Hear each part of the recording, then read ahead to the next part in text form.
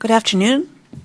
I'd like to welcome everyone to the March 21st, 2017 Radnor Township School District Curriculum Committee meeting. First item on our agenda the first item on our agenda is introductions and administrative remarks. Thank you. Just a few announcements tonight. So tonight's agenda, we're going to be revisiting the 2017-2018 academic calendar. We are also going to be hearing more about the library diversity audit of the library collections, and we have some of our librarians with us tonight. And then we'll be doing an introduction to the technology device study. And I'd also like to ask tonight, if you wouldn't mind, if we could start with our speaker who's here tonight and rearrange and maybe do our diversity audit first, or our diversity library piece first. And then a reminder about summer programs. We have our STEAM in the summer, the first STEAM program for our middle school students. It's almost full. I think registration has been open for what? Less than 1 week. So if you haven't signed up yet, now is the time. Almost. Yeah. And similarly, our elementary STEM night, which is also very popular, is going to be on April 20th, and it's very important that people sign up so that they can pick their sessions. I know certain students like to be in certain sessions and get a better choice the sooner you complete your registration online.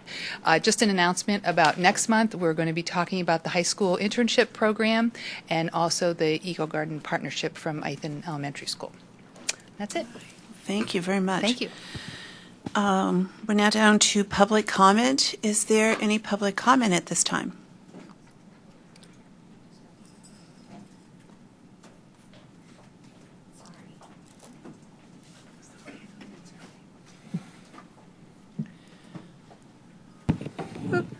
Good afternoon. Cindy Spurtle, 106 Valley Forge Terrace, Wayne. One thing, a thank you to Dr. McGuigan, but I also want to emphasize the attachments and the agenda for this meeting were not posted until sometime this morning, I believe. And we've brought this up in the past, and my feeling as a member of the public is someone should be ultimately responsible, and I would think that the chair of the committee should check to make sure. I understand they're not the individual who posts, but should check on the day of the meeting or whenever the agenda or the attachment should be posted so we don't run into this. I didn't have time. I've been out all day, so I will sit and listen to the meeting but wasn't able to comment on it. One thing that I'm guessing on the new calendar is that there was a concern about the number of half-days, and it looks to me that that has been changed, and so I'll wait to hear about that. Thank you. Thank you, Cindy. Roberta?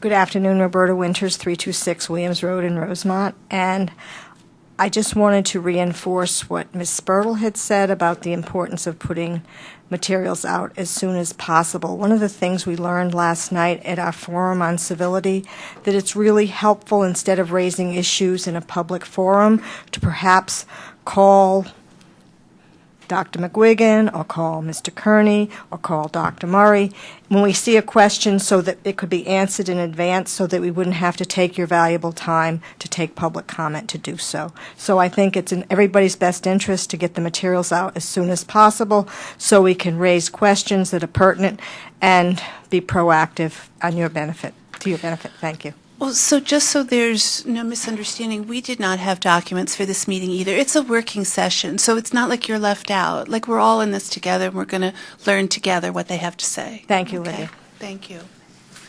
Is there any other public comment? Okay, seeing none. We're down to approval of the February 21st, 2017 minutes. It's up to you, Julia. So much power. Yes, I approve. Stress.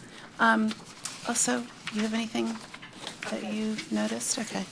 So the minutes stand as written. Okay, we're going to swap our agenda items around. So that brings us to agenda item 2, which is now agenda item 1, the library diversity audit. Thank you very much. And I would like to apologize. There was a mix-up with some of our materials that were to be posted for this week. Mrs. Michelson and I were both out of the country last week, and they were posted, but they weren't active, so they went active this morning. And everything is available on the table for everybody tonight.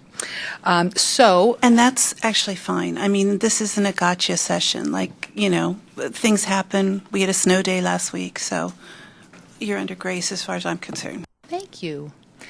So as you know, one of our larger projects this year includes an audit of K-12 language arts, which also includes a look at our library program and our English language learner program. So one of the pieces that our librarians are working on is this year is what we're calling a diversity audit of their collections. And as we know, the definition of diversity in different environments has changed over the last years. And we just want to make sure that the collections in our schools are representative of what we want to be depicting to our students and what we want to make available to them. So our librarians have been very fortunate to work with Rachel Skurlak-Lowe, and she's here tonight to do a little informational session for us to tell us a little bit about her work and the expertise that she's bringing to our school district as part of this project. Welcome and thank you. All right, thank you. Thank you, Dr. McQuiggan, for inviting me today. Am I close enough to the mic? I'm not used to using a mic. Okay. So thanks for inviting me to talk today, and I really appreciate the opportunity to talk about something that I love, which is children's literature. Today I'm going to talk about diversity, and particularly as it applies, applies to our school's library collections and why it is important for the district. Before I start, though, I handed out a little index card. It's in front of you, and I'd like everyone to take a moment to think about the ways we're connected to the world, to our communities, to other communities, and how we interact with one another. So on these index cards, could you write down a few words that you would use to describe yourself? How do you introduce yourself? Which identities do you draw from? And which communities do you interact with on a regular basis? So just take about 30 seconds and jot down some of the things you would say about yourself.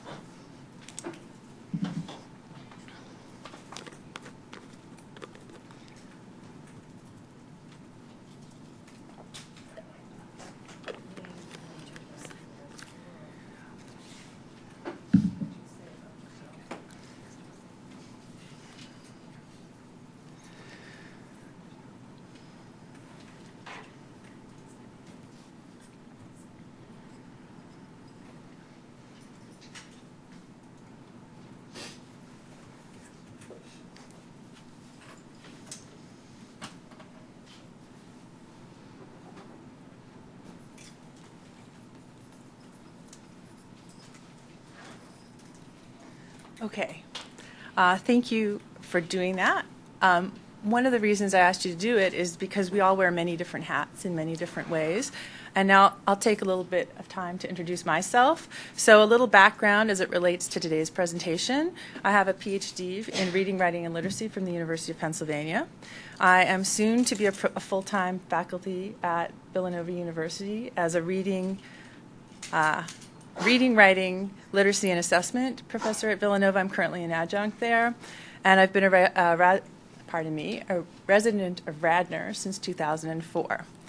I have two children, also both students in Wayne Elementary and the middle school. I volunteer in the district. I recently helped bring Brian Collier, who's an internationally recognized illustrator and author, to Wayne Elementary School to talk about his work. I am a professional. I identify as a professional. I also identify as a parent, as I mentioned, and as a spouse. I'm a daughter, and I am an immigrant, and I am the daughter and the granddaughter of immigrants as well. So I'm a Canadian transplant. And finally, I am part of a slightly crazy family. So what you may be able to deduce from these pictures and my talk so far is that I'm white, English-speaking, heterosexual, and fully able-bodied. I was able to get into the building myself and come down the stairs and set up everything today.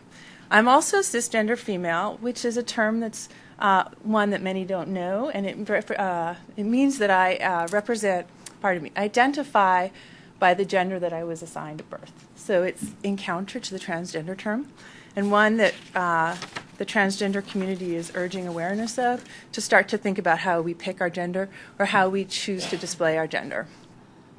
Okay. I try hard to be an ally for minoritized groups, and I recognize that I have privileges that prevent me from understanding the experiences, challenges, and discrimination members of these groups routinely face. So, why am I here to talk about diversity given that I'm white, middle class, an English speaker, heterosexual, and cisgender? In part, it's because the work aligns with my professional identity as a scholar of literacy and children's literature. I teach classes on multicultural literature. I research how children integrate literary experiences into their play and talk. I study intersections of literacy and literature, focusing on ways diverse groups engage with one another. I believe we all have a responsibility to be allies, to actively work to improve our understanding of people who are not like us in order to better understand how our society functions. So being an ally isn't just about offering support for marginalized groups, but it's actually about improving the social condition for all of us. I know Radnor already knows that because it's written into your mission, vision, and values. So today I'll talk about why diversity matters and how Radnor should continue to actively address diversity, particularly with regard to the library collection. Diversity matters. It changes the way we see the world and how we interact with others, and it has value for all of us. I have a responsibility to step outside my own identity to understand how communities are diverse and how this diversity is enacted across different actors, who wins and who loses. So in the New York Times recently, Moises Velasquez-Manoff drew from several studies to note the tangible value of diversity. He argues there's an economic benefit to bringing diversity into conversations, that when we are more diverse people come together, we are more creative, we are more productive, and we are able to solve problems better because we have a bigger pool of resources to pull from. So he notes that there's an economic prosperity, greater scientific prowess, and a fairer judicial process with diversity. So in my work with pre-service and in-service teachers at the University of Pennsylvania, at Rosemont College, where I've adjuncted, and at Villanova, I seek ways to bring diversity into our conversations, to share these dissimilarities in order to expand our conceptions of the world. And this matters also in Radnor, whose diversity profile, which I'll show in a minute, does not mirror the rest of the nation. And so one way to bring this diversity into Radnor is through our library collections. So I just want to quickly look at the mission, vision, and core values. And I've highlighted in bright pink text how there is a dedication to supporting diverse students and preparing students for a diverse world. In the mission, there's an emphasis on inspiring all students and recognizing their individual passions that are shaped by each person's unique background and experiences. The vision recognizes the value of enhancing community through choice, which I interpret as including choice of materials and opportunity to access a wide variety of knowledge resources. And finally, several of the core values explicitly reiterate the value of diversity and the importance of recognizing individuals where they are to help them grow. So I gathered some information on the demographics of Radnor, and I got them from greatschools.org. This wasn't available on the district's website, but Great Schools makes it available. The black text represents the district, the yellow the state, and the orange text is the nation. So racially in Radnor, there are a higher proportion of white people and Asian and Pacific Islanders, and a lower proportion of blacks, Hispanics, Native Americans, and multiracial families, although I suspect the multiracial family, which is only reported for one school in the district, is due to a non-reporting issue rather than the actual makeup of the district. Partly because I'm part of a multiracial family and have never been asked, so I'm not sure how that data is gathered. In terms of sex, we have slightly fewer females than males, which mirrors a trend in the state, but nationally it's flipped. And then we also have nearly 1 in 10 students who are categorized as economically disadvantaged and qualify for the free and reduced lunch program. I couldn't find information on language diversity in ELLs, but I do know that at least a dozen languages are spoken across the students' households with whom I interact with regularly. So how do these numbers compare to literature? I hope you can read it. I imagine it would be on a slightly bigger screen. So here are the statistics on diversity in children's books from 2015.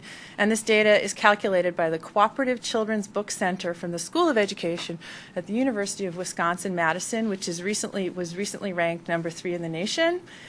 They are recognized as the preeminent source on diversity in children's literature. However, this issue of diversity has been discussed for over 50 years,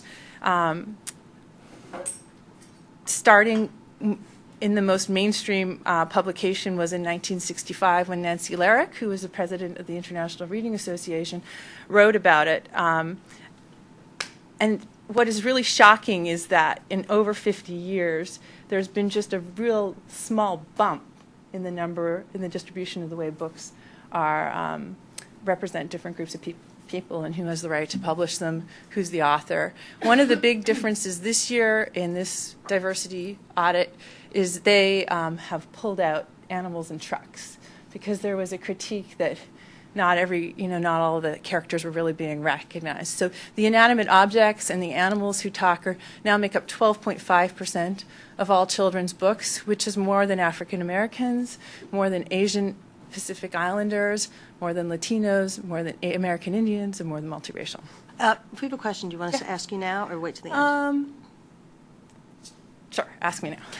So is this of all books of all time? Is this This books is all books published published in 2015? 2015. Thank you. And they're all books that are sent to the Cooperative Children's Book Center by American publishers. That year? That year. Okay. So Rachel, where were the animal and truck books before? They just weren't counted. Oh, they were weren't just counted at all. excluded. Okay. But they included it this year because a lot of people questioned it, and they really wanted to show, okay, because that's one of the arguments is actually books are more multicultural than we think because animals could represent Everyone. any culture, any Yeah. tribe. So they threw them in so we could get a sense of how they represent populations compared to the rest. And you can still see that an overwhelming number of books represent white people. Do you know if these are consistent over the years? Yes, they're very consistent.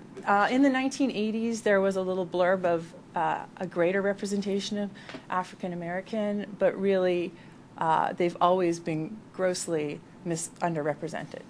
So here they are in relation to Radnor figures as well as national figures. So you'll notice that the population in Radnor actually is pretty close to the population of books that have white characters in them. But I want to draw your attention to the fact that in this infographic, the white person is a little boy, and I'm not sure if you can tell because it's a little far away. But this was an intentional choice by the designers of this infographic because in addition to being disproportionately white, books are also disproportionately male. Males are the protagonists, and even when they're not the protagonists, they are the action doers in the books. And so this predominance of boys is often dismissed as necessary because we've got to get boys to read, right? But if we argue that we are all better off if we have a diverse population and we can bring diversity in, what is the consequence of having a male-heavy and a white male-heavy population of characters in books? Do the boys need to see themselves in books before they read? And how does reading reflections of yourself expand one's thinking and perspectives of the world? And then what's the risk to girls and non-white boys, and how do they relate to stories about people who don't look like themselves? What does this tell these readers about their positions and their visibility in the world? So these are some of the questions to ask when we are considering diversity in children's literature. Whose stories get told? Who gets to tell the stories? And whose voices are heard when the stories are told? How do they score a story, a book, if it wasn't a picture book, and if there's not an identifiable race or religion or culture? Was that assumed it was a white book? Oh. No. So they do different, I can't read the text there, but they actually break it into informational books and picture books, and it is broken right down into different groups. So I think they put them into animals and... What I'm saying is, Yeah. what if it's about a little boy and a little girl, but there's no drawing, so you can't make it... Oh, these I think are all illustrated So books. these are all... Correct. picture I would have books, to look rather. at it more closely, but I'm quite sure. Yeah, So- and they do mention in the notation that a quarter of the total children's books published in 2015 were picture books, and about half of those depict non-human characters like animals and trucks. The remainder depict white characters. That's the double asterisk. Is there, Rachel, a lot of times you hear comments when you talked about the idea of boys being characterized as reluctant readers. Often you hear that female authors writing books that they hope to have boys read, Right. don't include their first names, because when a boy would see that a female had written the book, they would be less apt to choose it. I think that I just read a really interesting study that was done in, I think, a fifth grade classroom where they looked at book covers. So I don't have any information on authors, but they looked at book covers and what was the risk to boys to carrying a book cover down a hallway. It was actually in a high school. That was very clearly a princess or something really feminine on the cover, clearly intended for a female audience. And all of the students in the study recognized that there was some social risk to a male carrying clearly intended for a female audience down the hallway. But it wasn't reciprocated for girls. The girls were much more likely to be tolerated to carry a book down the hallway, even if it had like a male baseball player on the cover. So this comes back to the question of what counts as diversity and what risks are we imposing on these young men by creating gender markers around literature, because in this study, the researcher, who's also an educator, found that when she read these books to her students, they couldn't put the books down once they could get past these covers. And these were some really highly recognized books, but they had a cover that was marker female, and therefore the males wouldn't read it until they got into the first few chapters, and then they wouldn't put it down. So going to this notion of, I think I'll answer it actually in my next slide, but going into this notion of what, how are we exposing ourselves to diversity? What are the markers that we have, and what are the ways we make room to make sure that everybody can read a great range of books as part of, I think, the work of the diversity audit. So may I move on? Okay. So in 1990, Regine Sims Bishop coined the expression, or the metaphor, mirrors, windows, and doors, to describe the relationship between readers and book content. And according to Dr. Sims Bishop, books can function in three ways. As mirrors, they reflect our world back to us, which can be self-affirming and help develop a better understanding of how we connect to the human condition. As windows, they introduce us to new worlds, real or fantasy, and they help us connect to others, especially those who are different from us. These windows, when done well, can provide authentic depictions that deepen our understanding of the world. And finally, doors go one step farther, and they ask readers to actively engage with the story to make meaning. They are rich sites of learning and empathy development. So there's value to each of these different kinds of books. Mirrors are essential for children. Here they see themselves in stories. So when Brian Collier was at Wayne last month, or in January now, he was asked why he drew so many books with black characters in it, with black children. And he replied, because when I was a child, I never saw myself in books. So he said he read and he reread The Snowy Day, which probably some of us read as children, and some of us may have shared with our children. It was published in 1963 by Ezra Jack Keats. And he read it because it was the only book where he saw a black child in an everyday situation, and think Nancy Larrick's piece on underrepresentation of diversity in children's book was published in 1965. So this was really a groundbreaking book. It was an everyday situation for a little black child to see himself. And that really resonated with Brian Collier and also with Brian Pinckney, who came to West the year prior. But Mr. Collier also loved Harold and the Purple Crayon, which was published by Crockett Johnson in 1955, because he could imagine he was Harold. And, what's fascinating about that is that he was able to see himself into this space where I don't know if I ever would have envisioned a child of a different color, but that's my own lenses, right? My lens is a white person. So it was exciting and interesting to hear Mr. Collier talk about the ways that he was trying to read himself into stories, and that importance for him ultimately led to him becoming a children's book illustrator. And he is an internationally recognized illustrator, so it was a great privilege to have him come to Wayne Elementary. So books, my point is that books can simultaneously function as mirrors, windows, and doors, depending on the reader. So again, when Mr. Collier read his book, Uptown, to the students at West, he knew that for most of the students, this was a window to Harlem, a world that was new to most of the students, and yet he wrote, most of the students at West, yet he wrote and illustrated as a mirror for himself and for the children in his life and for other children who he knew could identify with the cultural markers of this New York City's borough, which he knew was invisible in children's books. So bringing this back to Radnor, there is value in using this framework of the mirror, window, and door to think about how library collections serve our diverse community. So I think we have to take a second here to pause and think about how we measure diversity and how we talk about diversity. And our own beliefs about diversity, because it's a loaded word, but it's used all the time. So we need to think about what model of multiculturalism we use and what we adhere to. So the assimilation model, which many of you will probably recognize as the melting pot version of multiculturalism, argues or positions that minoritized groups are welcome as long as they adopt the behaviors, language, beliefs, and practices of the dominant group. A pluralistic model, on the other hand, suggests that all of our differences are welcome, we can all get along, and we all add value to the community. So that's a salable metaphor, that we're all adding something in together, we are more exciting as a whole. But there are also critical models of diversity, and those are ones that recognize that there is a tension in social organization. And this tension occurs at varying levels around power distribution. And so with regard to diversity, this tension increases when there are changes to social organization, including demographic shifts. And one example that was really recently covered everywhere was St. Patrick's Day, and how the Irish have a really different position in society than they did 100 years ago or 150 years ago. So that gives you an example of how when we start to think about diversity, who is included as a part of the group varies over time and place and conditions. So this is one framework to think about how we think about multiculturalism.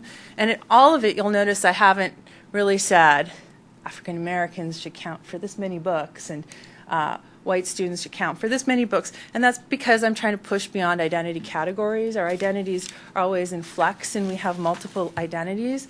I'm not sure what you all wrote on your cards. I didn't want you to all have to share them because they can be private, but I shared some of mine. And we have different labels that we put on ourselves at different points. Like today I'm here as a professional, but I'm here also because I'm a parent, and I was invited through my connections through the district and through the work I do with Sue, who I met ultimately as a parent, right? And I also have other identities. I mentioned I'm Canadian. I'm a home renovator right now. It's not very much fun. And there are many ways. I'm a pet owner. And what other pieces do we pull out in which moments, right? And what I'd like to add is that these different models of multiculturalism can all be found in children's literature. So another book is The Big Red Lollipop, which is a relatively new book, and it's a story about a young Muslim girl and her mom and sister adjusting to life in America. On the surface, the book appears to share an insider's perspective of being Muslim in America. It's told from the girl's perspective. You see her home. And it's a rare book, because there are very few books about Muslims, and certainly very few about everyday moments in life in America for Muslim immigrants. So it has, certainly a great value to add to the conversation about diversity in literature. But a closer read of the book shows that while it is about coming to a new country and finding ways to fit in, it shows that the way to fit into this new community is to change to be like others in the community. None of the other characters change their behaviors or show any appreciation for the protagonist's experiences or practices. So in this case, the book adheres to an assimilationist model of diversity. And we have to think about that when we think about these books. And unfortunately, that just makes it complicated, but also really interesting. Thinking about an insider-outsider perspective means considering who the author is, who the protagonist is, and who's controlling the action. Are the depictions accurate? And who is the primary audience for the book? Is it a person who identifies with the minority group that's being covered? Or is it to help someone who is outside of that group understand the experiences of the group? And is the book intended to serve as a mirror or a window or both? And why does this matter? So I argue that the nature of representation matters. It's so important to do more than just count these different identity categories. We need to think about how true they are to the experiences and perspectives of different groups.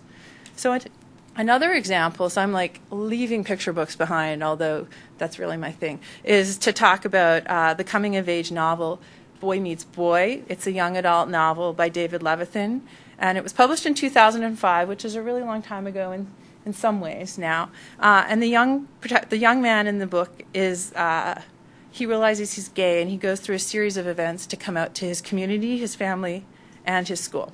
So in the book, though, the challenge of this book is that even though it was one of the first to have a young adult character who was gay, and it was a mainstream publication, and David Levithan is very popular, and well, his books sell very well, the challenge is looking at the way the coming out story is managed.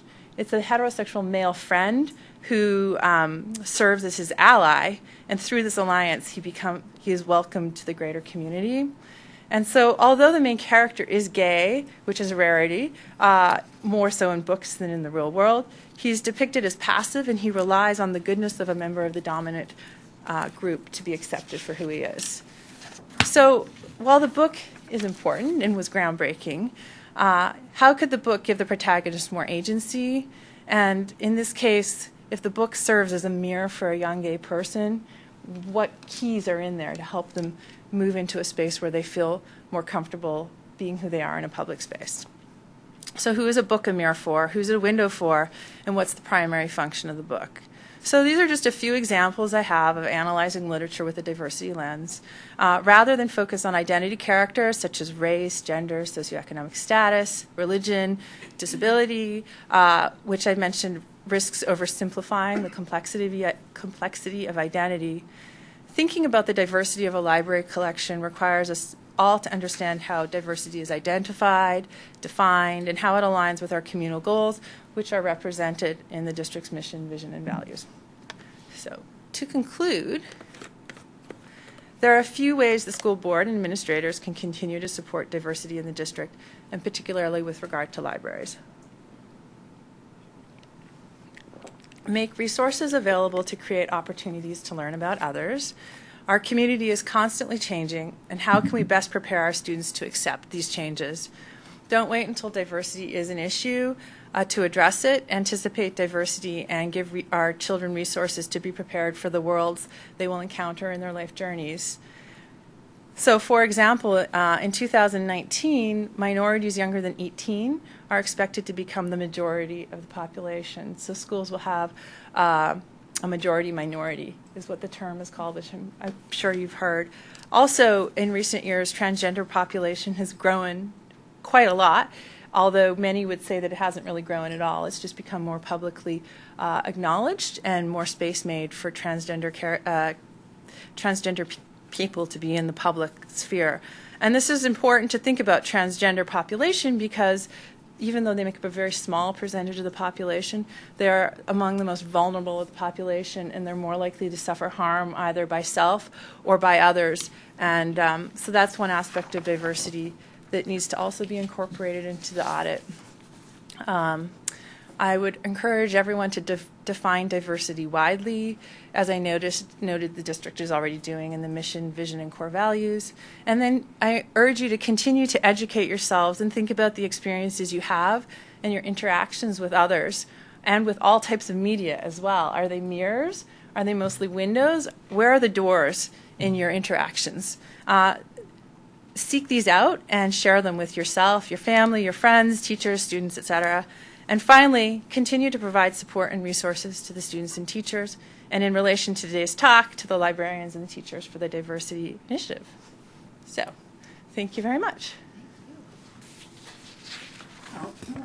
Thank you. First of all, that was a great thought-provoking sort of way to look at literature. I have a question, though, because when you were talking about diversity throughout your presentation, one part of diversity in Radnor that it's more of a question that concerns me is economic diversity. Do you know of children's books that address issues of poverty? Are you familiar with, any good literature that addresses that? Because that's one area of diversity. You were saying think broadly about it. Right. That's one area of diversity I'd like to see Radnor kids more exposed to. Certainly, since 2008, there's been a rise of books that talk about empty fridges and losing homes, and they do exist. I caution when you look at them, again, who's the audience for the book and how is it being portrayed? Because quite often, and these books there are some authors, Francisco Jimenez, I believe, writes The Circuit, does a beautiful series of vignettes about being a migrant farming family and what that experience is like. He has a picture book as well as a short collection of short stories. And he's writing from an insider's perspective, which brings an authenticity to the books that is appreciated. There are other versions of these books that really can make children who are facing economic hardship feel left out of the conversation, feel othered, feel ashamed of their situation. So even though there are these books, we do have to read them carefully. And the same goes for any minoritized group, like whose story, who gets to tell their own story, right? And what's the outcome, for sure. So, Julia? I don't have any more questions. Thank you, Rachel. You're welcome. Thank you very much for being with us today. And our librarians are going to be working together tomorrow. And of course, as recommendations unfold, that, the plan is not to use this information as a formula or something, but just to, during this audit period, to increase our awareness of what our collections need to look like. Our librarians are always molding and shaping their collections and trying to fill in different holes and broaden the things that are available to our students, and this will certainly be a piece of that. I have questions about the audit itself. Is this not the time to discuss it and ask it? You can ask, sure. So, I think scientifically, I think in terms of auditing the book, checking off which, assessing it, and which bucket this goes into in order to assess it. And we heard about that, and we saw how that corporation did that. But then I also hear discussion about how we shouldn't be looking at specific buckets. We should sort of be avoiding identity categories and looking more broadly. So what's the approach? How do you assess a book, and how do you determine where you are? What's the structure of the audit? What are the criteria? What are the values? What are you doing? So do you want to talk about that? And much of that they're going to be actually working on tomorrow. So. But I'm sure Sue can give you some broad but specific information. This is one of the reasons that we wanted Rachel to give us some advice, because it's not like we can just go in our catalog and type in African American and come up with, that yay us. We have, 7% of our books have African American children in them.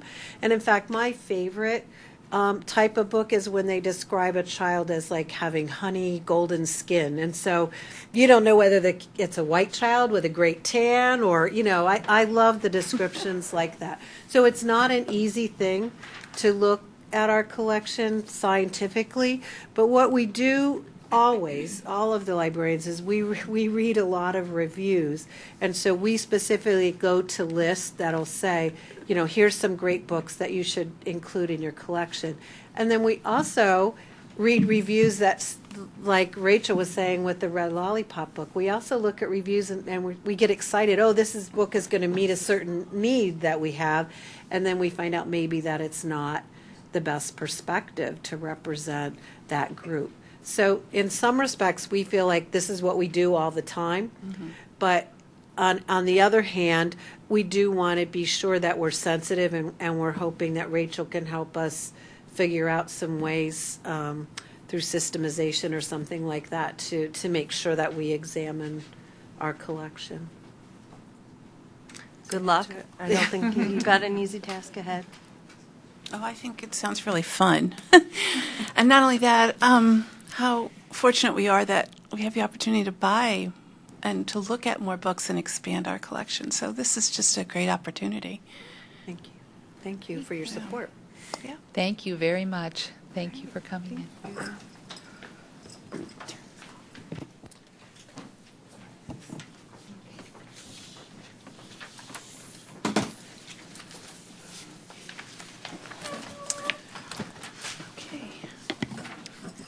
Okay. Do you want to mention anything more about the library audit this time, or you want to move on? No, I think we'll hold the rest of it until we report out on the audit in general. Okay.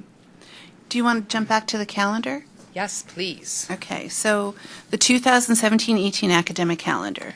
Okay, so I have Revisited, yeah. a short list of revisions. You have a copy of the calendar in your packet, and I just want to draw your attention to two items. Number one, I'm sorry, that one should be number two.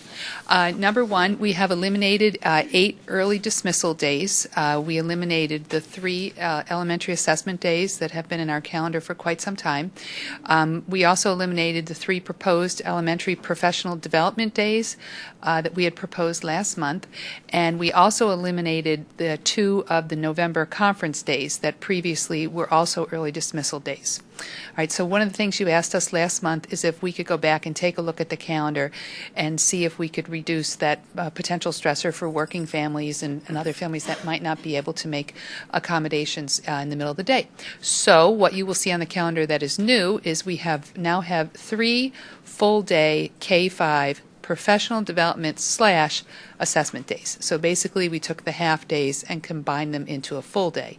So our elementary teachers will have an opportunity to spend part of the day working on some of those building-based professional development activities and the other part of the day working on their assessment activities, which we've traditionally done on an early dismissal day.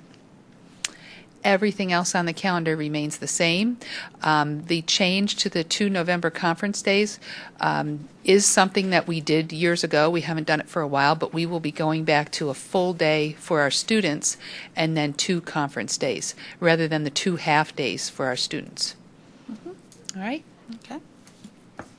So if you're happy with the calendar, we would ask you to make a recommendation to include it on the consent agenda for this month's board business meeting. I'm happy with it. I was happy with the last one. I'm happy with this one. I'm amazed. I went through, I counted one day, and it's the last day that's an early dismissal. Yes. So super responsive Yeah. to the comments. Thank Thank you. And as a parent, I'm super appreciative for all that, specifically allotting evening time for the parent conferences. That's really important, and I appreciate that. Can you foresee any unintended consequences? Well, one of the unintended consequences is that we did uncover that there was a cost savings to eliminating some of the early dismissal days. So there are some transportation costs related to that. The flip side of that coin is for our non-public schools. When we offer an early dismissal day, they also have the opportunity to schedule an early dismissal day. So by eliminating these from our calendar, they will also have fewer opportunities for early dismissals. So there are 44 or 46 non-public schools. I'm not in touch with all of them, so I'm not really sure what the response will be. But as soon as our calendar is approved, it will be shared with them so that they can plan their calendars for next year accordingly. Now, when those half days were originally put in, they were put in mainly so that teaching teams could get together and discuss kids with IEPs or assessments. So that we don't have that opportunity now. We don't have an opportunity for a team to get together and talk about preparing for IEPs. Well, we have it, but instead of one day for professional development and collaboration and a different day for assessment, it's all going to happen on one day. So, for instance, Tranya in her building will arrange collaborative activities maybe in the morning, and then after lunch, her teachers will have time to work on their report cards and their assessments and things like that. Oh, I see. So it's going to be this November 14th The orange day. days. Gotcha. Yeah, the 3 Gotcha. orange days. Okay. Janae, any observations, any thoughts? It was mainly elementary, I think. I think the big change for secondary will be on the conference days, they won't have students in the morning on both days. It's So, nice to see them both days, and that Tuesday then becomes just a really long day of conferences. But Right. Yes. we've had it before, so it's not new. Yeah. So I know don't- we don't used see to do as being a that. problem. Yeah, that is a long day. Mm-hmm. But PTSA will probably serve you dinner. So. They usually do it Dinner. Monday night though. Oh. So, because Monday we'll have Yeah. a day until 2:30, and then conferences. So it's just 2 really long Mhm. days, whereas we were able to have a little bit more flexibility. But we've done it before, so I don't foresee it being a problem. I just want to thank Maureen and her team for really looking at this and looking at the calendar and revisiting it for a few weeks. It became Option C. We did a nice job in really trying to find out what would work best. And I actually think this will work better for our teachers in a way, to have a full day where half the day is devoted to one aspect of professional development, and then the other half day they're doing something else, where it might actually be a little bit easier for them to be focused in a sense, instead of a half day with students and then running into the professional development. So I want to thank her. Thank you. Okay. So this will be on the March. Yes, Yep. Good. we'd like to do that, get it approved so that we can get it out to everyone, and everyone can start planning their summer vacations for next year. Okay. Can we ready to move on to number 3? Yeah. So moving on to agenda item number 3. Okay, so this information tonight is a little bit backwards, so we're going to give you a little bit of background. The finance meeting was canceled, as you know, because of snow. If we had had the finance meeting, you would have heard some preliminary information about this from our Citizens Advisory Council, who have been looking at leasing versus purchasing. And through that work and through pulling together some of that study, one of the recommendations that came out of the Citizens Advisory Council is they asked us as an administration if we could take another look at the one-to-one iPad initiative and iPads in general in the district, because as you know, many of them, most of them, we actually lease, and it is a fairly large expenditure. So as they embarked on their study of leasing versus purchasing, some questions came up about how they're used and where they're used and when was the last time. We took a close look at their use. So we thought that their information was valuable, and Byron and Ken and I met with the group. So our recommendation that we'd like to talk about today is that after 5 years of having the iPads in place, we would like to embark on a study of whether or not the iPad continues to be the best device for the job, and if there's other information that's come to light in the last 5 years that maybe we need to take a look at. And just to clarify, too, the term lease, we do own the iPads. We just pay for them over several years, and that's where really the lease terminology comes into play. So we are at a good time, and that was something that was a discussion thanks to in collaboration with our technology department and the Citizens Advisory Council, is that we are at a good place when we look at those leases, what we're paying over time, that taking this next year to conduct this study is actually good timing, looking at where we are with that payment schedule. So as far as giving some, groundwork as we embark on the study, the recommendation for next year, while we work on taking a look at these things, is to hold the status quo. So that would mean continuing to provide the iPads for our 9th graders until we've completed the study and we're able to make a decision about what the recommendations would be going forward. So what needed to happen as one of the first steps was to take a look at our situation with the leases. They are contracts that we have to pay on an annual basis for the use of the iPads, which, of course, as Mr. Batchelor mentioned, we do ultimately own at the end of the lease, but they are multi-year commitments we've made. So some of the information I provided you with tonight was a spreadsheet, several spreadsheets combined together that Byron put together for the Citizens Advisory Council. It's a lot more information than we need tonight, but I just wanted to draw your attention to a couple of the pieces on the spreadsheet. I did put it up on the screen, and I know you're not going to be able to read it, but I'm just going to draw your attention to some certain pieces of the document that you have in front of you. So as we made the decision to take a look at this, the first question is, do we have the opportunity to take a look at it? If we're tied into leases, is it something that we really are able to make a decision about? So this is where Byron pulled together this particular information. Up at the top, in the orange circle there, you'll see that's some of our enrollment information. As we decide to make the status quo decision for next year, we have to figure out how we're going to provide iPads to the next year's 9th graders without entering into another 4-year lease. So you'll see we took a look at the enrollment information, and you'll notice that our senior class that is leaving us this year is a class of 326 students at this time, and we will have an incoming freshman class of 311. So the iPads that are currently with our seniors are owned by us. We did purchase them. We didn't lease them. So they are our iPads to redistribute next year. So that was the first piece of information to confirm. And then right underneath that, in the blue box, you'll see information about the various leases that we have. So basically what we've done is we've leased these machines to align with the number of years these students will be with us. So you'll see that our ninth graders, as they arrived, received new iPads that are under a 4-year lease. Our juniors, a 3-year lease. Our seniors, of course, that's the group that we bought. So we not wanting to enter into another 4-year lease with our ninth graders next year, the recommendation would be not to move forward with that. And it does sound like an easy thing to do. Well, you just take the iPads from the seniors and you give them to the freshmen and they're off on their way and it doesn't cost anybody any money and we have a year to study the situation. But if you look down there in the red box at the bottom, you'll see some of the costs that we're trying to pinned down as far as the recycling costs of the machines.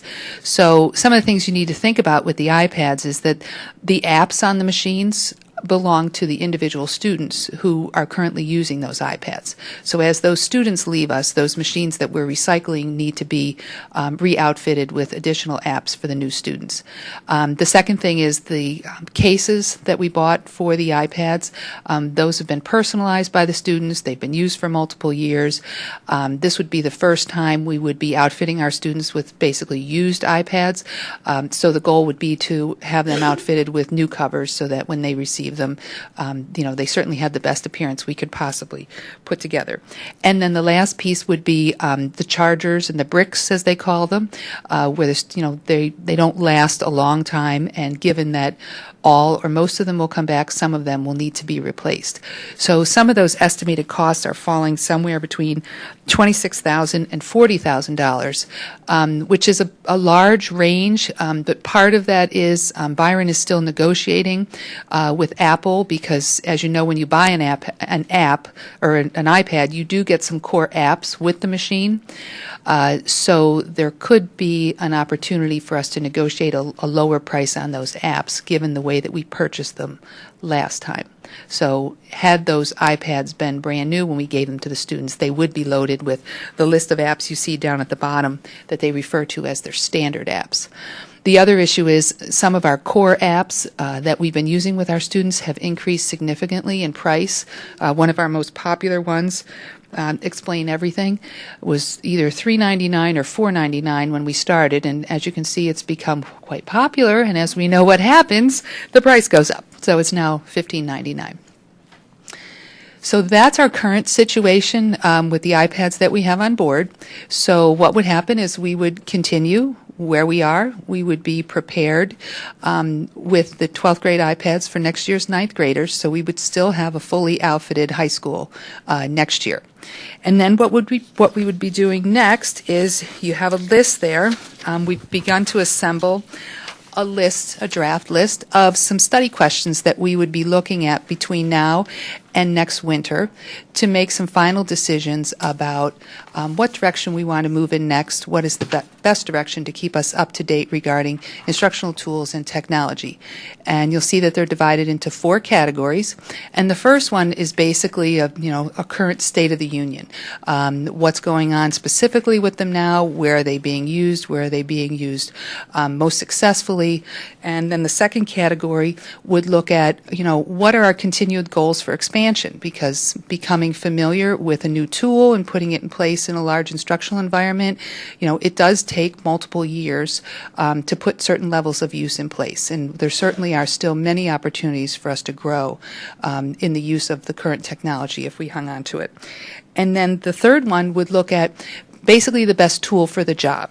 So what device and what level of access would provide the optimal learning experience to help us meet our goals?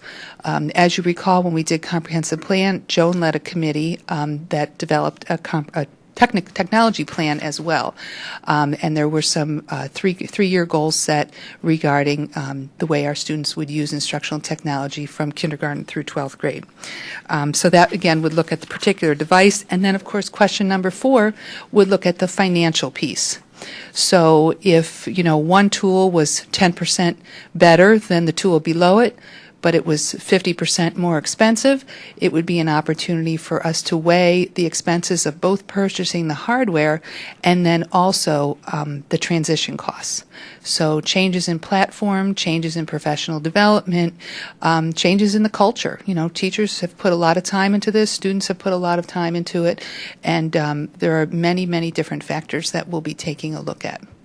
So we've been working initially with the high school, with Byron, and with Michelle from the business office, and beginning to assemble a team that we will hope to pull together as early as the first week in April to begin this work. Okay. Do you have anything? I for do. that? So, Okay. do you have any idea what alternatives are being explored to this, new iPad in ninth grade model? Any In all other schools? No, like if we don't do that, what other things are we exploring doing? If we think Apple's giving out iPads is not the best learning device, what other options are we looking at? I'm just curious. we'll be looking at any available option that's out there. Obviously, you know, when we look around in our neighboring school districts, right now one of the most popular devices in schools is the Chromebook. Fairly inexpensive, has a keyboard, you know, students have access to applications that are very similar to what some of our students are doing on the iPads. There's Microsoft has just put out a school-based little $300 laptop that converts into a tablet that they're pushing towards schools. Some school districts have bought their students laptops, you know, MacBook Pros, you know, the Microsoft Surfaces out there. There are many, many tools. We've been in touch with both the Delaware County Intermediate Unit and the Chester County Intermediate Unit, and they'll be giving us access to some machines and some expertise that'll help us get to know them in, you know, fairly short order, so that we can evaluate their effectiveness. So it sounds like we're still definitely device-based, just deciding on which device is what we're looking at. Well, it would be device-based, but also we're going to be looking at the level of access that's necessary. So, you know, is it critical for every student to have, you know, a device in their locker, in their backpack, or is it critical to have a class set? Or so there's, you know, there's a lot of different ways people put these in place, or different school districts put them in place. So where is this item in our budget for next year? We're probably going to experience a large savings, right? Because we probably have it in there for everyone to get a iPad. If we had entered into a 4-year lease next year with our ninth graders, the leases run, you know, $63,000. We'd probably be around $50,000, and our worst case scenario for retooling our other iPads is $40,000. So there will be some savings. Okay. You know, if we have our best case scenario of $26,000. So not a huge, yeah. Yeah. Okay. And remember, if we had yeah. sold these iPads, remember we've been selling iPads and things like that. The iPads at the end of this year are worth about $200 a piece. Okay. So one thing I would like you to consider as you're doing this is teachers that have adapted and who have used their iPads and made curricular changes. I want to reward them for doing that. So I want to be super cautious changing, you know, the tools that we're giving classes, so that people who did go out on a limb and made a lot of work to, you know, adapt the new technology, all of a sudden are like, oh, now I got to redo the whole thing because we decided to go with Chromebooks that can't do X, Y, Z that we were set up to do. So I guess just to be cautious that we're trying to steer a whole ship, you know, a whole high school with some technologically savvy teachers and some that aren't, that we're not shocking the system as we do this. So just being really mindful of people who have put in a lot of work to incorporate it, that we respect that. Yes, So and you'll see. you know, just to err on the side of not messing around teachers who have set their curriculum up this way. I think that's a Thank great you. point. And I think that's one of the challenges. You know, teachers often feel like, oh boy, you know, we went this direction and now look what's happening now. And you know, with many issues, there's always concerns with educators, with teachers, and we all feel that. And I think we also, as an organization, have to become good at realizing that we have to look at things. We have to evaluate them And just because we're evaluating it doesn't mean that we already have the conclusion or the answer. No decisions have been made. We don't have the answer with this. We're not going into this saying that the Chromebook is the answer for us. But we are going into this saying we need to evaluate it, and we also need to look at the financial impact. I mean, there is a reality to, as we look at our budget and the costs, that needs to be part of the discussion as we look at both the educational program and we look at the financial aspect. And we're going to include, teachers, from the high school are going to be part of this as well as seeking, parent input and student input into this as well. Great. I mean, and just to bring it full circle, when you speak about the financial aspect, I mean, it could be that we'll decide every student needs a laptop, and that might be more expensive, but it'll be worth it because that's where our education's heading. So, yeah, I agree with you. We just look at the whole picture. Yeah, and I think that's the point of the questions is to really, and that's one of the things we want to share with the board is, let's identify all the things we want to have answered so that when the administration comes forward and the committee has done their work, come next winter, we've already identified and said, okay, these are the things we wanted to have answered, and now we have these answers to these questions, and that's what's really going to develop, and the recommendation will be based on. Great. So if I could ask you if you could take some time between now and next month and take a look at the questions. I know as we started talking and as Julia said, looking at devices and beginning this research, questions just pop up one right after another. So if there's something that comes to mind that you think needs special attention, I made a note of your question here and I'll put it under 4I where we talk about how the proposed changes would impact the work culture. How does it feel to work on something for multiple years and then find out that, there's been a, quote, improvement. I know I had a hard time giving up my flip phone. There's been an improvement, and it's it's time to move on, eventually. So please feel free to share with them. And as Mr. Batchelor mentioned, we are going to have a large committee and some other subcommittees, some great representation from both the people that do the hardware, the software, our infrastructure. Everyone really needs to be involved so that we come out of this with a very sound decision and a great recommendation. Great. It sounds already all-encompassing. I'm thinking about stuff that I hadn't realized connected to this, so this is great. Do you have anything you want to add, teacher-wise? I had said to You're good. I had said to Maureen that this is actually a really great idea because we have been using them. I can't believe that it's been almost 5 years. It doesn't feel like it's been 5 years, but when they first rolled them out, they only rolled them out to social studies, and then it went, to each grade. So now we've had all the iPads, so I think it's time to see, are they effective? Because sometimes there is a misconception that kids aren't really doing academic work on them, that maybe they're being used just for games, or maybe it's academic. I think we really, as teachers, also need to see and make sure that they are being effective, because maybe a Chromebook would be better. Maybe it wouldn't. Maybe the iPad is sufficient. We really don't know either, because we're in a bubble. We're in our classrooms and we're doing our own thing. So I was really excited by this study because I think this could really give us some valuable information that we need that we haven't had before, because this was the first time that we've ever had everyone with your own device. Yep. So I think we're at a good time where we might get some valuable feedback. Okay. Great. Well said. Thank you, Janae. Thank you. All right. All right. Is there anything else? That's it. Any new business? That brings us up to second public comment. Is there any public comment at this time?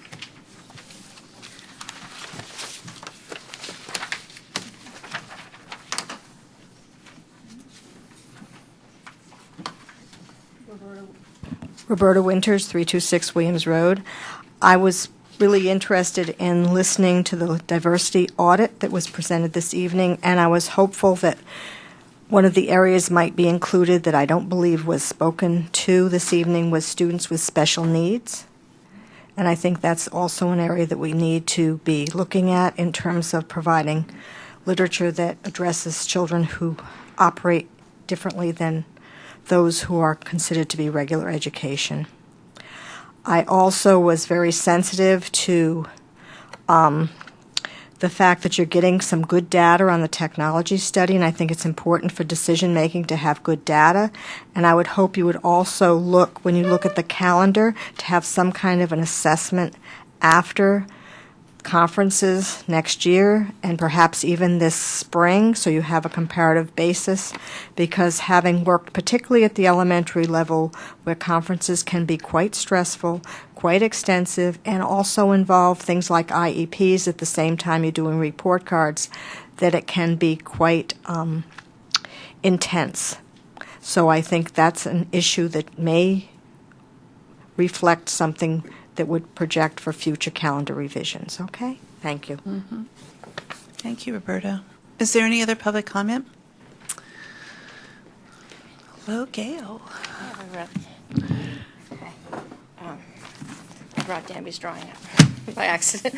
I didn't Show that on TV I if you kind want. of flew over here with not much time to think about it. I'm the co-founder of Radnor Partners for STEM, as you know, so I have a thought to share about the perspective that group of parents has talked about for the last 5 years.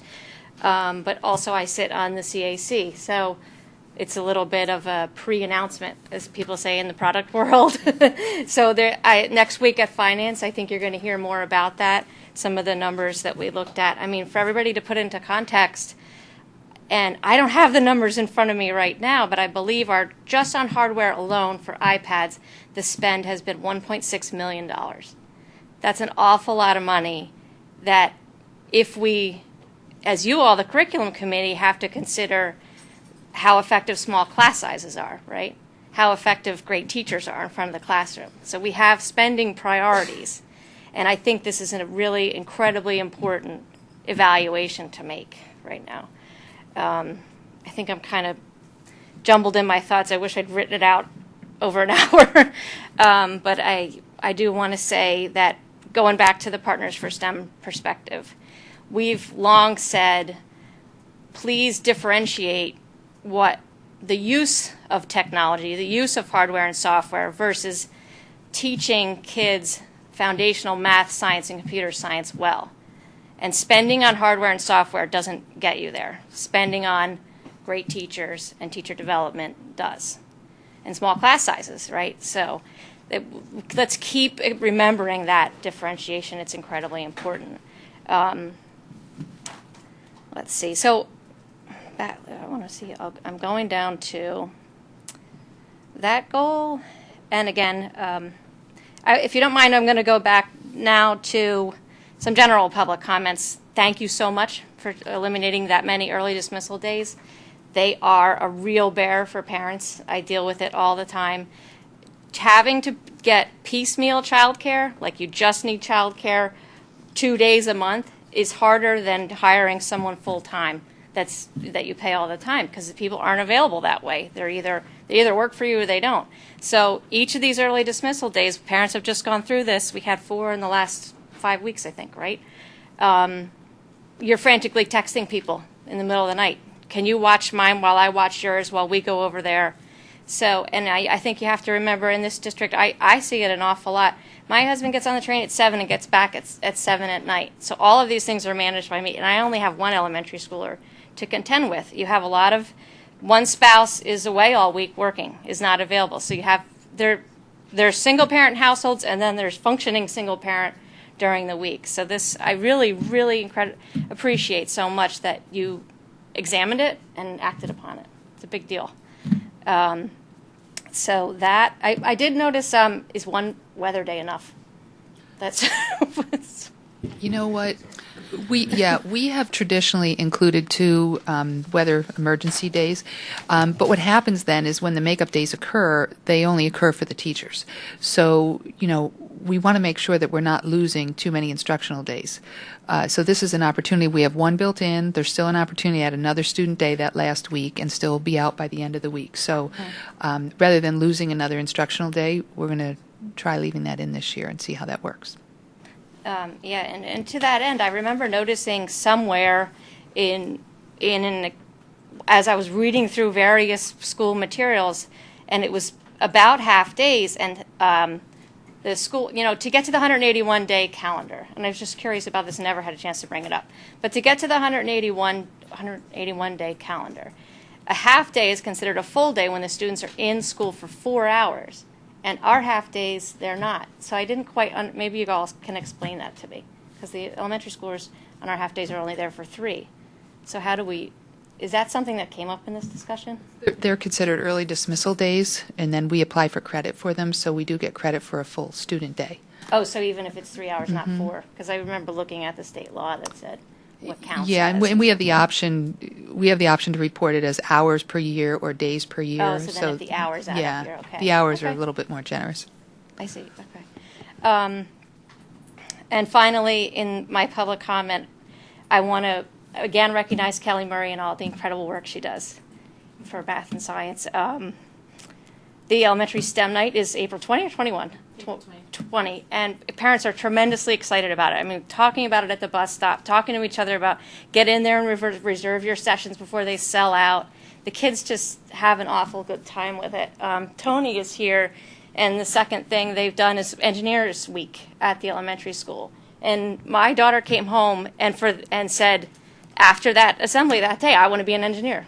So it was really, they're impactful. They have, your work has really made a difference, and people are excited about it and talking about it. At the same time, the math and focus improvement has been incredible. I'm excited about it. I'll give you an example with my first grader.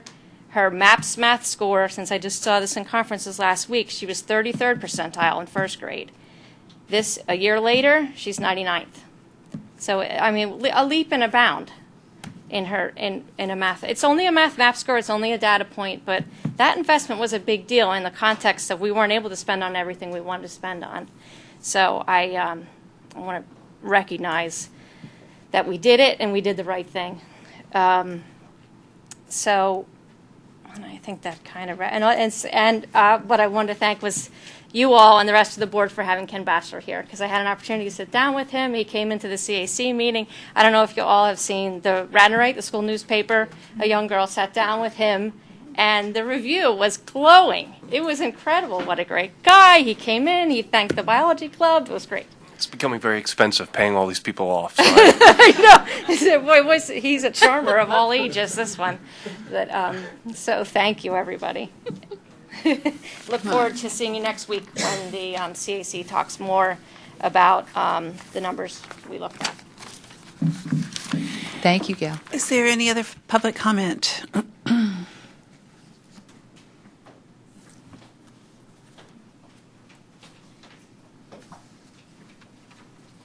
Cindy Spurtle, I wanted to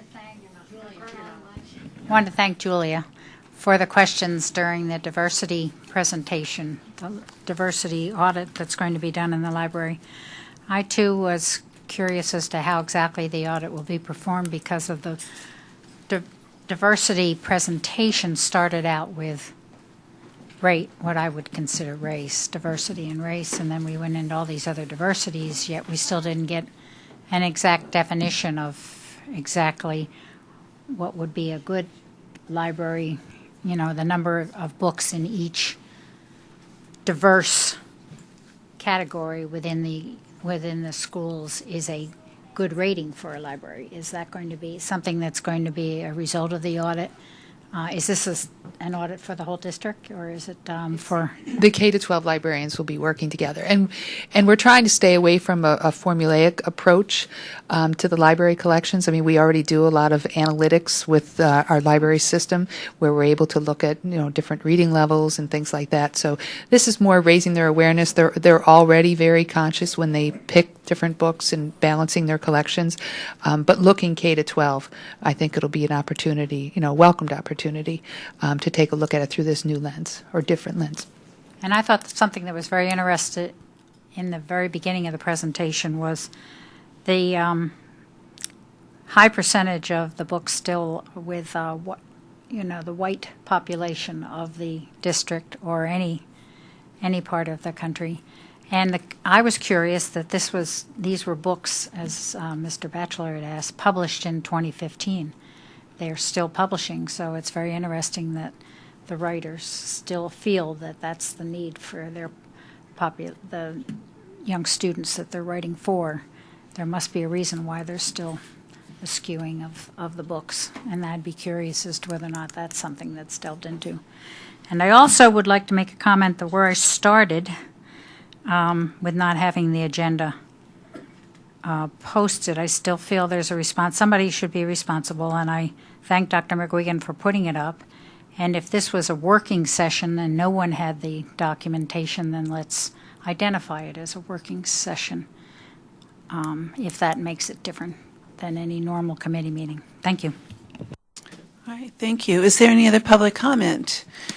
We will adjourn and meet again in April.